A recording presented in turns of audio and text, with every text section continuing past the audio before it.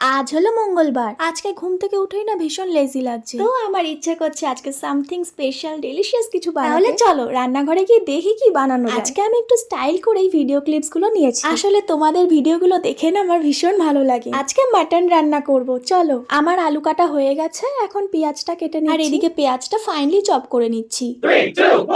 আর মাটনে কয়েকটা ছোট ছোট গোটা পেঁয়াজ দিয়ে দেবো। গোটা পেঁয়াজ গোটা রসুন দিলে কিন্তু বেশ টেস্টি লাগে। আর আদাটাও কেটে নিচ্ছি।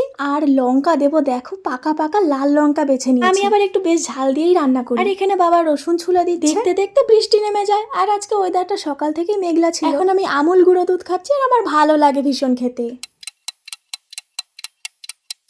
এবার মার মাংসটা কষানো হয়ে গেছে, আমি একটুখানি টেস্ট করব। আগের দিনের রুটি রয়েছে, রুটির মধ্যে একটু গ্রেভিটা নিয়ে রোল বানিয়ে খাই। আর আমার এইভাবে খেতে খেতে এমন হ্যাবিট হয়ে গেছে, এইভাবেই আমি খাই। মানে থালাবাটি কিচ্ছু লাগে না আমার। কে কে এইভাবে খাও আমাকে জানিও। এবারেও পেট ভরলো না, তারপর কালকের একটু ডালিয়া বানিয়েছিলাম, ওর মধ্যে গ্রেভিটা দিয়ে একটু টেস্ট করলাম। আর সাথে একটু কষা মাংস নিয়েছি, মা বললো টেস্ট করে দেখ। এবার একেবারে লাঞ্চ করে নিচ্ছি। এখন 3টে সাড়ে 3টে বাজে। পেঁয়াজটা দেখো বেশি কুক হয়ে গেছে। মাটনের সাথে কিন্তু আমি দুটো পাঁপড়ও নিয়েছি। ব্যাস আজকে এইটুকুই। আর আজকে ডেলিশিয়াস ব্লগটা ভালো লাগলে ফলো আর সাবস্ক্রাইব করতে ভুলো না। টাটা।